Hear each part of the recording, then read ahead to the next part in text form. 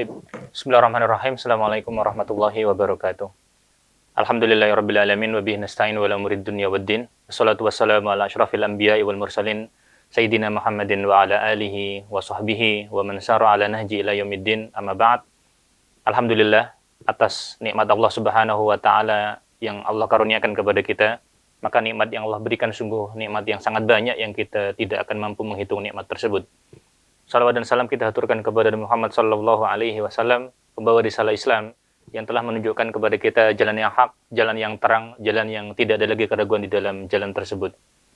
Pemirsa, jamaah yang dirahmati oleh Allah Subhanahu wa taala, majelis kita membacakan kitab Husulul Ma'mul fi Syarah Mukhtasar fi Siratur Rasul karya Dr. Hani Ahmad Faqih hafizahullahu taala, dosen di Universitas Islam Madinah. Beliau menjelaskan bagian awal dengan meringkas juga dari kitab Fusul fi Siratur Rasul karya Ibnu Katsir rahimahullahu rahmatan wasi'ah. Pembahasan kita masuk ke pembahasan ke-61, di mana pembahasan kita hari ini kita akan membahas tentang perang Khandaq pada bagian yang kedua. Karena pada pertemuan ke-60 sebelumnya kita membahas perang Khandaq yang pertama, sekarang kita membahas tentang perang Khandaq bagian yang kedua. Kita mulai, bismillah. Qala hafidhahullah, isyaratu Salman Al-Farisi bihafril Khandaq. Saran dari Salman Al-Farisi untuk menggali parit. Dan kita tahu bahwa perang ini disebut Khandaq karena ada parit yang digali. Dan parit yang digali ini adalah saran dari Salman Al-Farisi. Orang Arab sebelumnya tidak mengenal perang menggunakan parit. Dan untuk pertama kalinya Rasulullah Shallallahu Alaihi Wasallam menggunakan parit dalam strategi berperangnya, dan ini adalah Salman, dan ini adalah saran dari Salman.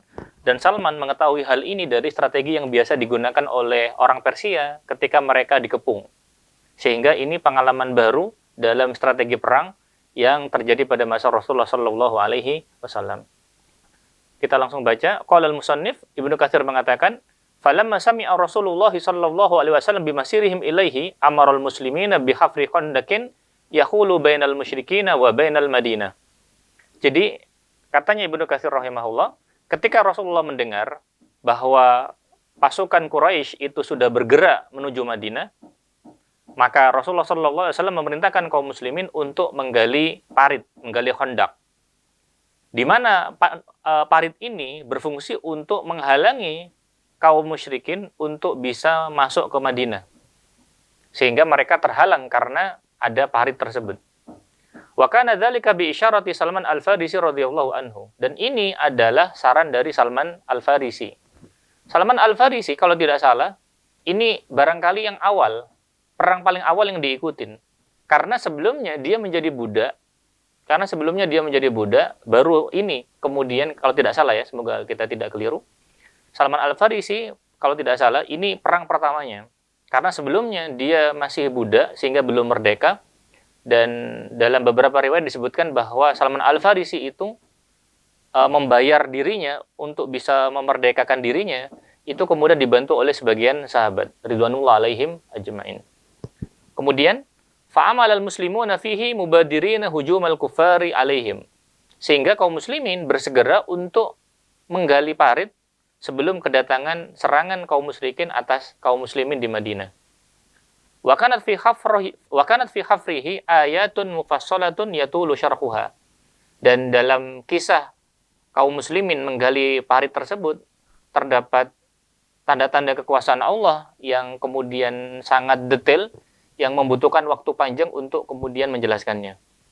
Wa alamu nubuwatin qad tawatara khabaruha. Dan juga dalam kisah digalinya parit tersebut terdapat tanda-tanda kenabiannya Rasulullah Shallallahu Alaihi Wasallam, yang berita tentang hal tersebut itu derajatnya sudah mutawatir, saking banyak periwayatan yang menyebutkan terkait hal tersebut.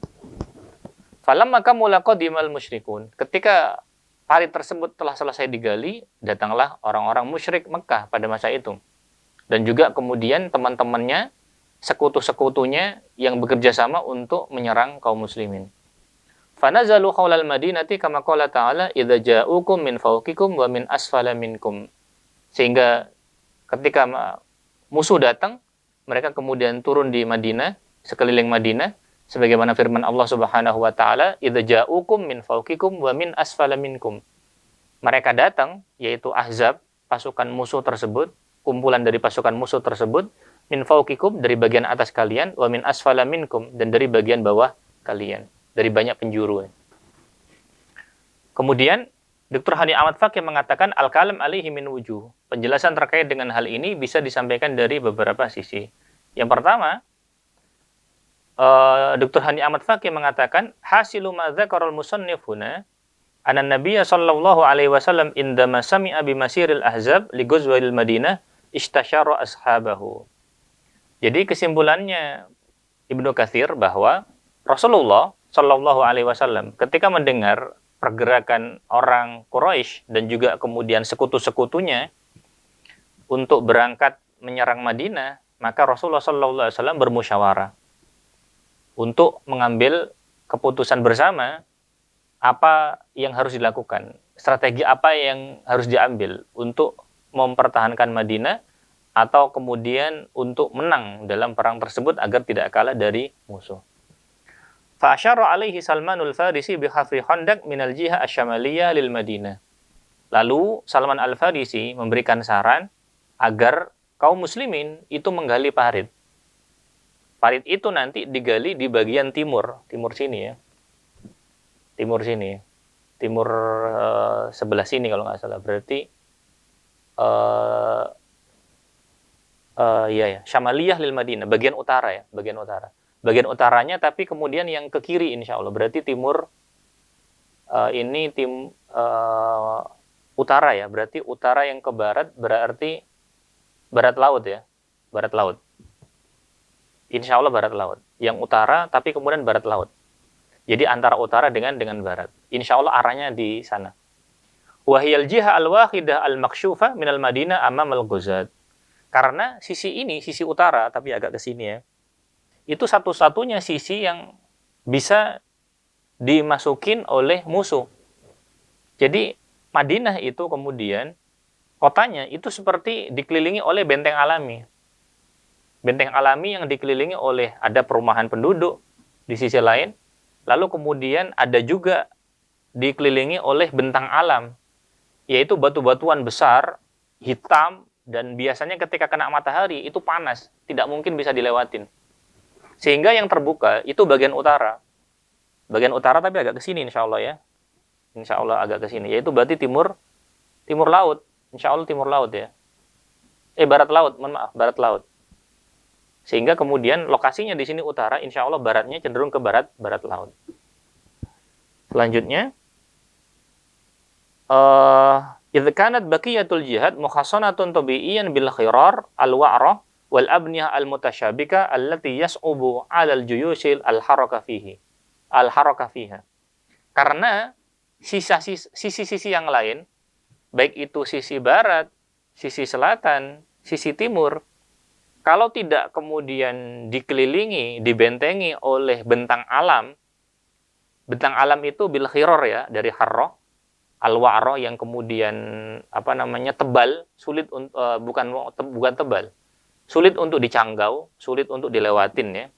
Jadi batuan hitam yang kemudian besar, lalu kemudian ketika kena matahari itu biasanya panas. Baik. Begitu juga dikelilingi oleh abniyah mutasyabika, bangunan-bangunan yang rapat ya. Di mana kemudian menyulitkan tentara untuk bergerak di situ, apalagi kemudian kalau jumlahnya besar. Sehingga Madinah itu kemudian kayak dikelilingi, kecuali kemudian ada satu titik. Ada satu titik yang itu kemudian untuk menghalangi Ahzab, pasukan musuh masuk, maka kemudian disitulah letak digali. Kurang lebih lokasinya itu berarti sekali lagi di barat laut, kurang lebih. Baik, ini poin yang pertama. Poin yang kedua, wa khabar masyuratu Salman Al-Farisi bihafril khandaq mimma adbaqa alaihi kitabus sirah. Jadi kisah tentang musyawarah Rasulullah SAW dengan kaum muslimin sampai kemudian diambil sarannya Salman Al-Farisi untuk menggali parit, itu disebutkan oleh kitab-kitab sirah. Wa fi ba'di al-fadhihi annahu qala, dan dalam sebagian redaksinya disebutkan oleh Salman, inna kunna bi Faris idza khusirna khandaqna alaina. dalam satu redaksi disebutkan di mana Salman mengatakan bahwa kami dulu di Persia ketika kami terkepung khondakna alaina, maka kemudian kami membuat parit ya. Kami membuat lubang. Baik. Kemudian Dr. Hani Ahmad Fakih mengomentari, lakin lam akif lihadil masyurah ala isnad. Tapi kami belum mendapati apakah saran dari Salman Al-Farisi ini ada sanadnya ya. Belum mendapati sanadnya. Belum mendapati sanad secara hadis dari saran Salman Al-Farisi tersebut. Tetapi dalam buku-buku sirah ini masyhur. Selanjutnya, waqad warada fi ba'dir riwayat anna tulal khandaq kana 5,000 dhira'in. Dalam beberapa riwayat disebutkan bahwa panjangnya khandaq tersebut, panjangnya parit itu sekitar 5.000 hasta. 5.000 hasta. Ai aqallu min 3 kilo. Dan ketika disebutkan 5.000 hasta berarti hampir 3 kilo ya, tidak sampai 3 kilo. Ini salah satu riwayat. Kalau tidak salah memang ada beberapa riwayat lain ya terkait dengan hal tersebut. Sehingga memang ada perbedaan. Kita belum bisa memastikan terkait dengan riwayat tersebut sejauh mana, tetapi Dr. Hani Ahmad Fakih di sini mengambil kesimpulan bahwa riwayat terkait dengan panjang lebar dari spesifikasi dari parit tersebut itu kemudian riwayatnya lemah dari sisi riwayat hadis ya. Jadi riwayat sejarah saja. Kemudian wa arduhu tis'atu adro. Adapun lebarnya parit itu dikatakan tis'atu adro, 9 hasta ya. 9 hasta. Hasta itu kan dari sini sampai sini. Hasta itu dari sini sampai sini. Tis'atu adro. Kemudian wa umkuhu min sab'atin ila asyra. Lalu kemudian kedalamannya khandaq tersebut antara 7 sampai 10. Antara 7 sampai 10 hasta.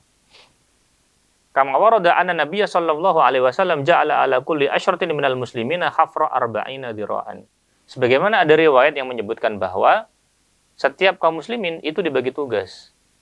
Jadi 10 orang punya tanggung jawab untuk menggali 40 hasta. Punya tanggung jawab untuk kemudian menggali 40 hasta ya, lebar sepanjang 40 hasta, panjang ya. Sehingga ini perjuangan yang luar biasa. Ini poin yang ketiga. Poin yang keempat, wa ikhtalafat fil mudda allati istaghraqaha khafrul khandaq ma baina man yaqulu sittata ayyamin wa man yaqulu syahran wa bainahuma aqwalun iddah. Jadi para sejarawan juga berbeda pendapat. Menggali parit itu seberapa lama gitu. Waktu yang dibutuhkan itu berapa lama?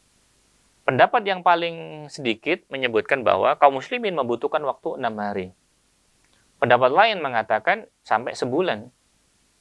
Sebenarnya masih ada pendapat lain di antara dua pendapat tersebut. Tetapi hanya disebutkan bahwa yang paling minim menyebutkan 6 hari. Yang paling banyak menyebutkan 1 bulan. Wallahu a'lam bishawab.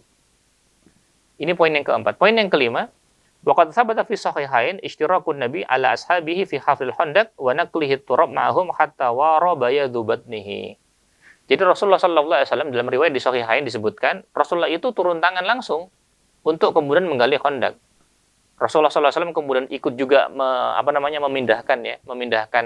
memindahkan tanah sampai kemudian perutnya itu kelihatan. Perutnya Rasulullah yang putih itu kelihatan. Mungkin tersingkap ya. Mungkin tersingkap. Ketika mengangkat ini mungkin agak ketarik, tersingkap atau bagaimana. Intinya menunjukkan bahwa Rasulullah ikut kerja keras dalam mengangkat tanah yang itu bagian dari penggalian parit tersebut. Kesimpulannya, pelajaran yang bisa diambil dari poin ini, katanya Dr. Hani Ahmad Fakih, wa fi hadza suratun min suwari tahqiqihi sallallahu alaihi wasallam bi mabda'il adalah wal musawah bainal hakim war ra'iyah fi tahammulil mas'uliyah wal muham. Jadi ketika Rasulullah kelihatan perutnya yang putih ketika mengangkat tanah hasil galian parit tersebut, menunjukkan bahwa ini bentuk bagaimana Rasulullah SAW menerapkan prinsip keadilan dan kemudian menerapkan prinsip persamaan. Sama saja antara pemerintah dengan rakyat, sama saja. Sama-sama kemudian punya mas'uliyat wal muham. Punya tanggung jawab dan juga kemudian punya kewajiban sama-sama ya. Punya tanggung jawab, punya kewajiban sama-sama. Punya tugas yang sama. Haitsu lam yaktafi bitawjih al-am awil musyarakah ar-ramziyah kama yaf'alul qada' adatan. Jadi Rasulullah itu benar-benar ikut kerja. Bukan hanya kemudian memberikan instruksi Bukan hanya kemudian memberikan kode secara umum atau kemudian keikutsertaan secara romziyah, secara simbolis saja gitu. Jadi kalau bangun misalkan hanya bangun naruh satu atau dua bata misalkan, jadi ada istilahnya orang peletakan batu pertama, itu kan hanya simbolis saja gitu. Sebagaimana yang banyak dilakukan oleh panglima pada masa secara umum ya, secara umum banyak yang seperti itu. Kalau Rasulullah tidak, ikut serta juga. Poin yang keenam, wa fi ahdin nabi fikrata hafril hondang minal furs dalilun ala infitahihi ala jami'il anzima wa tadabir al-alamiyah allati laysa fiha mukhalifah li syara'. Ahdan bimabda'il hikmah dhalatul mu'min. Poin yang keenam, katanya Dr. Hani Ahmad Fakih bahwa ketika Rasulullah mengambil ide untuk menggali parit, ini menunjukkan bahwasanya Rasulullah terbuka dengan segala macam sistem, segala macam taktik dari dunia secara umum, selama kemudian taktik atau cara tersebut tidak menyelisihi syariat. Hal ini menjadi bagian dari prinsip bahwa hikmah itu adalah dhalatul mu'min, barangnya kaum mukmin yang hilang. Dimanapun dia berada, selama itu kemudian manfaat dan tidak bertentangan, kita ambil. Al-hikmah dhalatul mu'min. Hikmah itu adalah barang hilangnya kaum mukminin. Sehingga kemudian ketika dia ada pada orang kafir, nggak apa-apa dipakai selama tidak bertentangan dengan syariat. Ini poin yang keenam. Kemudian poin yang ketujuh, wa kanat ayyamu khafril khandaq ayyamu burdin syadidin wa ta'bin waju'. Sebenarnya dalam riwayat di Fathul Bari disebutkan bahwa ketika penggalian Khandaq itu, ketika itu dinginnya itu dingin yang menusuk. Di mana mereka kemudian juga kecapean, di mana mereka juga kemudian kelaparan. Hatta innahum labithu marratan thalathata ayyamin la yadhuquna ta'aman. Sampai dalam riwayat di Sahih Bukhari disebutkan bahwa kaum muslimin itu tidak makan selama 3 hari. Sulit ya. Sulit. Mungkin perjuangan yang luar biasa itu kemudian menjadikan hasilnya nanti manis ya, sangat manis sekali. Kemudian fakanu ya'sabuna al-khijar khujata ala butunim. Ini keliru ya. Ya'sabuna al-khijarata ala butunihim. Di mana mereka kemudian ya'sabuna al-khijarah. Di sini tidak ada roknya, harusnya ada roknya. Di mana mereka mengikatkan batu ya di perut mereka. Dalam sebagian riwayat, saya belum memeriksanya, Rasulullah kemudian meletakkan 2 batu. Untuk apa? Nahan lapar. Karena mereka tidak punya makanan. Ini poin yang ketujuh. Poin yang kedelapan, wa qauluhu wa kana fi hafrihi ayatun mufassalatun wa alamun nubuwatun qad tawatara khabaruha. Jadi dalam perkataan Ibnu Katsir bahwa ketika proses menggali parit tersebut terdapat tanda kekuasaan Allah yang detail. Dan juga kemudian ada tanda kenabiannya Muhammad Shallallahu Alaihi Wasallam, di mana hal tersebut itu khobarnya sudah sampai derajat mutawatir. Dr. Hani Ahmad Fakih mengatakan, kami katakan bahwa di antara dalilnya min dzalika anan nabi at'ama jam'an ghafiran yablughul alf min syatin saghiratin wa sa'irin hatta syabi'u wa zadat ta'am.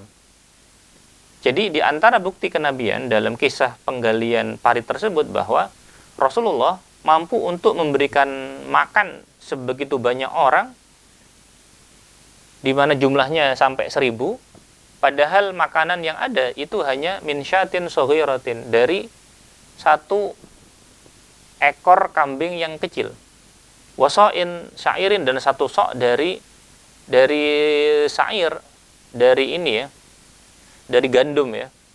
Hatta syabi'u wa zadat ta'am, sampai kemudian mereka kekenyangan, dan zadat ta'am, dan makanan itu bertambah. Sehingga ini tanda kenabian. Karena kalau manusia biasa nggak bisa ya, kecuali Allah berkenan misalkan memberikan karomah ya.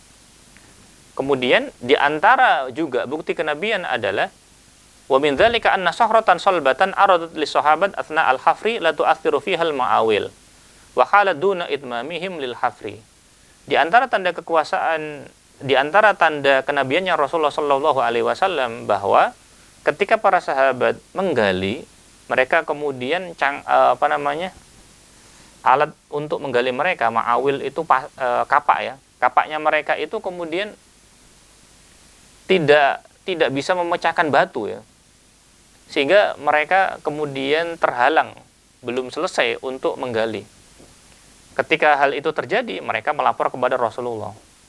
Maka Rasulullah Shallallahu Alaihi Wasallam memukulkannya, fa asbahat romlan, dan kemudian berubah menjadi pasir. Ini tanda kenabian ya. Kemudian riwayat yang lain, wajah fi riwayatil Barra bin Azib qala aradulana sahratun fi makanin minal khandaq. Jadi para sahabat meriwayatkan riwayat dari Barra bin Azib bahwa sekali waktu ketika menggali parit tersebut, kemudian ada batu besar menghalangi untuk menggali parit tersebut. La ta'khudhu fihal ma'awil. Kapak itu kemudian tidak berpengaruh, tidak bisa kemudian memecahkan batu tersebut. Qala fasyakauha ila Rasulillah sallallahu alaihi wasallam. Mereka lapor ke Rasulullah. Faja'a Rasulullah fa akhadhal mi'wal. Lalu Rasulullah sallallahu alaihi wasallam kemudian datang dan mengambil mi'wal, mengambil ini ya. Apa namanya? Aksit ya, mengambil apa namanya? Kapak ya, mengambil kapak. Faqala bismillah. Rasulullah kemudian membaca bismillah. Fadaraba darbatan fakasara thulutsa al-hajar. Lalu kemudian ketika Rasulullah memukulkan kapak itu, lalu kemudian terbelahlah kemudian sepertiga. Wa qala Allahu Akbar, Rasulullah kemudian memakaikan takbir, u'titu mafatihah Syam. Aku, katanya Rasulullah, diberikan kunci Syam. Wallahi inni la absaru kusuraha al-khumr min makani hadza. Demi Allah, sekarang aku bisa menyaksikan istana-istana mereka yang merah dari tempat ini. Rasulullah bisa melihat. Tsumma qala bismillah. Rasulullah kemudian setelahnya membaca bismillah lagi. Wa daraba ukhra fakasara thulutsa al-hajar. Lalu kemudian Rasulullah ketika memukulkan pasaknya, memukulkan kapaknya, kemudian pecahlah sepertiga yang lain. Berarti sudah 2/3. Faqala Allahu Akbar, u'titu mafatihu Faris. Aku diberikan kunci untuk menguasai wilayah Faris, Persia, wilayah Persia. Wallahi inni la absirul madain. Demi Allah, sungguh aku kemudian bisa melihat Madain, yaitu ibu kotanya Persia. Ibu kotanya Persia Madain ya. Wa absara qasraha al-abyad min makani hadza. Dan aku bisa melihat istananya yang putih, istana putih, itu kemudian dari tempat ini. Tsumma qala, setelahnya kemudian Rasulullah mengatakan bismillah. Wa daraba darbatan ukhra faqala abaqiyatul hajar. Lalu Rasulullah kemudian memukulkan kapak tersebut dan bisa kemudian memecahkan sebagian batu tersebut. Faqala Allahu Akbar utitu mafatihal yaman. Rasulullah SAW kemudian teriak, utitu al-yaman. Utitu mafatihul yaman. Aku dibukakan pintu Yaman. Wallahi inni la absiru abwaba Son'a min makani hadza. Demi Allah, aku melihat pintu Son'a, pintu kota Son'a, pintu gerbang kota Son'a min makani hadza, dari tempatku ini. Ini terkait bagian dari perang Khandaq. Sekarang kita membahas tentang bagaimana kaum muslimin setelah Khandaq itu ada, mereka berlindung di dalamnya. Langsung kita bahas tahassunul muslimin bil Khandaq. Bagaimana kaum muslimin berlindung di benteng, berlindung ya di parit tersebut. Qala al-musannif, Ibnu Katsir mengatakan, wa kharaja Rasulullah fatahassana bil Khandaq wa huwa fi 3,000 ala saqi min ahli Madinah. Rasulullah kemudian turun dan di situ ada 3.000 pasukan di Khandaq tersebut dan semuanya penduduk Madinah. Wa za'ama Ibnu Ishaq annahu inna makana fi 700. Ibnu Katsir mengomentari bahwa hal ini yang benar 3.000 jumlahnya, bukan pendapatnya Ibnu Ishaq yang mengatakan jumlahnya hanya 700. Wa hadza ghalatun min ghazwati Uhud wallahu taala a'lam. Katanya Ibnu Katsir, ini keliru dari perang Uhud. Maksudnya mungkin perang Uhud jumlahnya demikian. Sedangkan dalam perang Khandaq kalau cuma 700 tidak, tetapi kemudian 3.000. Barangkali itu maksudnya. Selanjutnya al-kalam alaihi min wujuh. Pembahasan ini bisa dibahas dari beberapa sisi. Yang pertama, madzakarahul musannif min adadi jaisil muslimin awradahu Ibnu Ishaq fi sirah wa ghairuhu biduni isnad. Jadi apa yang disebutkan tentang jumlah tentara kaum muslimin itu disebutkan oleh Ibnu Ishaq dan juga kemudian sejarawan yang lain, dan itu semua itu kemudian tanpa sanad. Poin yang kedua, mana qalahul musannif an Ibni Ishaq min annal muslimina kanu 700 wa taghlituhu lahu i'tamada fihi ala sayhi Ibnu Qayyim. Jadi uniknya bahwa ketika Ibnu Katsir mengkritik Ibnu Ishaq dalam masalah berapa jumlah tentara kaum muslimin yang berlindung di parit tersebut, bahwa Ibnu Katsir mencela Ibnu Ishaq karena Ibnu Ishaq hanya mengatakan 700. Nah, sebenarnya Ibnu Katsir menyalahkan Ibnu Ishaq ini mengikuti gurunya Ibnu Qayyim dalam Zadul Ma'ad fi Hadi Khairil Ibad. Walladzi ra'aituhu fi sirati Ibnu Ishaq naqlan an Ibnu Ishaq annahum kanu 3,000. Yang kami dapatkan dari Sirah Ibnu Hisham, di mana Sirah Ibnu Hisham itu sebenarnya kan ringkasan dari Sirah Ibnu Ishaq. Tetapi Sirah Ibnu Ishaq itu kemudian tidak sampai ke tangan kita. Tidak sampai ke tangan kita, paling tidak sekarang gitu. Sehingga yang sampai adalah Sirah Ibnu Hisham. Baik. Jadi Ibnu Ishaq sendiri menyebutkan bahwa jumlahnya kaum muslimin itu 3.000, bukan 700. Loh, berarti Ibnu Katsir mengatakan bahwa Ibnu Ishaq mengatakan 700 dari mana kira-kira? Wallahu alam. Kemudian wa huwa alladzi naqalahu Ibnu Hajar anhu fil Fathhi. Ibnu Hajar ketika menyebutkan berapa jumlah kaum muslimin itu menyebutkan 3.000 bukan 700. Fala adri min aina li Ibnu Qayyim hadzal naqal an Ibnu Ishaq. Sehingga Dr. Hani Ahmad Fakih bingung. Ibnu Katsir ini ketika bilang 700 itu ngambilnya dari mana gitu? Ngambilnya dari mana? Padahal di Ibnu Ishaq dibilangnya itu mohon maaf ya, di Sirah Ibnu Hisham, karena Sirah Ibnu Hisham itu ringkasan yang sampai ke kita ya. Jadi Ibnu Ishaq sendiri tidak bilang 700, bilangnya 3.000 juga. Sehingga dari mana kira-kira Ibnu Katsir menyebutkan hal tersebut? Dari gurunya. Kemudian walil faidah, sebagai faidah, fa'inal musannif rahimahullahu katsiran ma ya'tamidu ala kitab Zadil Ma'ad. Sebagai faidah bahwa penulis buku ini yaitu Ibnu Katsir itu banyak menukil dari Zadul Ma'ad. Wa yanqulu anhu nususan katsira, dan menukil dari Zadul Ma'ad banyak nas. Yadharu hadza bil muqarrah, dan ini nampak dari perbandingan antara keduanya. Sehingga Ibnu Katsir keliru karena belum cross check. Dan ini pelajaran bagi kita. Ibnu Katsir, Ibnu Qayyim, keduanya adalah ulama Islam. Keduanya adalah ulama Islam yang harus kita hormati. Kita hormati. Sehingga pun demikian, mereka bukan orang yang maksum ya, bukan. Mereka bisa salah, bisa luput dan seterusnya. Sehingga kurang lebih seperti itu. Sehingga jamaahnya dirahmati oleh Allah, kesimpulan kita bahwa kaum muslimin dalam perang Khandaq ini membuat strategi baru, yaitu menggali parit. Dan ini sarannya Salman. Dan mereka belum kenal sebelumnya. Kemudian di sisi lain, dalam kisah penggalian Khandaq itu ada beberapa tanda kekuasaan Allah. Sebagian sudah kita sampaikan. Poin lainnya bahwa kaum muslimin dalam perang Khandaq ini itu berlindung di situ. Berapa jumlahnya? Insya Allah 3.000 jumlah yang benar. Baik. Kurang lebih seperti itu yang bisa kita sampaikan pada pertemuan kali ini. Kurang lebihnya mohon maaf. Subhanakallahumma wa bihamdika asyhadu an la ilaha illa anta astaghfiruka wa atubu ilaik. Assalamualaikum warahmatullahi wabarakatuh.